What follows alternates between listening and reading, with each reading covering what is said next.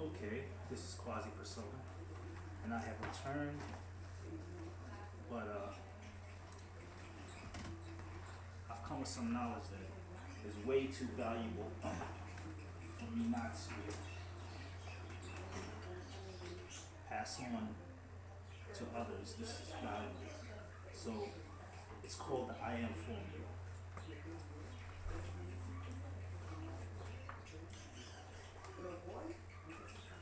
When people become deluded and feel they belong to a certain group or culture with particular customs, language, and opinions, they begin to separate from others. The separation is emotional, philosophical, etc., but it is not real otherwise. This is not a desirable situation for a spiritual point of view. Culture and language should not be seen as a person's identity. A human being cannot transcend the world as long as he or she holds on to the ideas of a particular group. I am American, I am black, I am Spanish, I am Jewish, I am white, I am Christian, I am Catholic. While living in the culture, a spiritual aspirant should assert, I am a living spirit as a German man. I am a spirit living as an American woman. I am an American spirit living as a Spanish man. Likewise, a person should not identify with a particular religion either. A spiritual aspirant should assert, I am practicing this religion to lead me to enlightenment. I might have been born a Christian, a Hindu, or Muslim in a previous incarnation, but now I am practicing of the Kemetic mystical spirituality and will use its wisdom to lead me to God, the goal of all religions. This attitude promotes harmony and understanding between religions. This atmosphere of peace will allow for the exchange of spiritual wisdom between them. This exchange will lead to greater spiritual wellness and evolution instead of strife, distraction, and unrest between different religions. In modern times, people often confuse their identity with their job roles and get so caught up in the false identification that they cannot find happiness without it. The executive dresses up in executive clothing, works in the executive office, drives an executive car, comes home to an executive neighborhood, to the executive wife to be greeted by executive children, and so on. If he or she is not treated in an executive manner, he or she will get upset. If others do not live up to his or her social standards, they are chastised. There are many forms of delusion which can arise when a person begins to identify with an occupation, birthplace, ethnicity, gender, etc.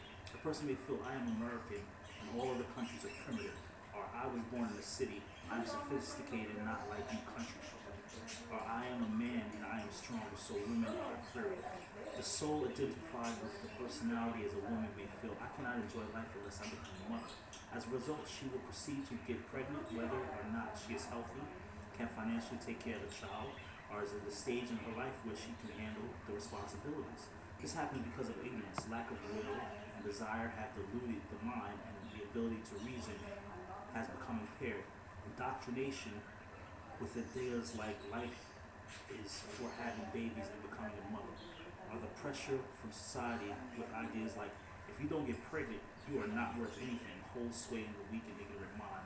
When the soul is caught up in such mental delusion, one forgets the one's roles, mother, father, boss, employee, Christian, black, white, in life is only a vehicle for spiritual discovery and not an end in itself. If it were not who you are, if it is not who you are, what would you say about an actor who gets off stage but continues to play the role when they go home, to the markets, to the church, etc.? You would call them insane. Yet, people are constantly playing roles in their ordinary lives based on an erroneous notion of reality. And these ignorant notions are constantly being reinforced by society at large, government, media, misguided religious people. The predominant form of yoga practice in Orthodox religions is limited form of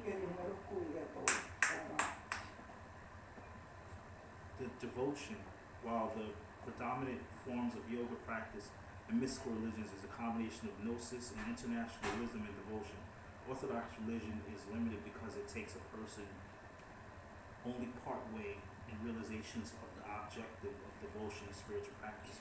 Orthodoxy admonishes a person to love the image or symbol,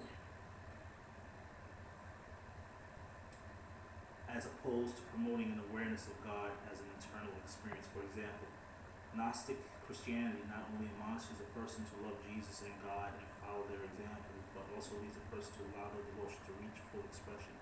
This means the true devotee unites with the beloved and thereby becomes one with the beloved.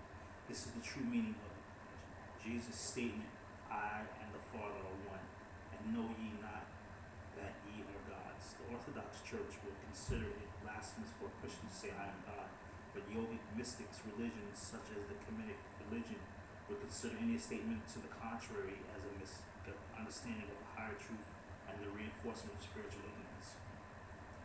The Egyptian book, Coming of the Dead, is here to assist the initiate in making the reality evident. These chants are in reality wisdom affirmations which, if the initiate recites in order to assist him or her in changing their conscious level of mind, the haiku themselves have no special power except in their assistance to the mind to change the perception through repetition and understanding and feeling in order to transform the mind into a still and central state. Through those affirmations, the initiate is able to change his or her consciousness from body consciousness, I am body, to cosmic consciousness, I am God. The form of affirmative using affirmations in the first person spiritual discipline is recognized by Indian gurus as the most intense form of spiritual discipline. However, there must be clear and profound understanding of the teaching before the affirmations can be and have the intended result. It is found to be also found in the Bible and the Gnostic Gospels, as we see compare the preceding statements of the Indian Upanishad and prescribed to the following ancient Egyptian scriptures.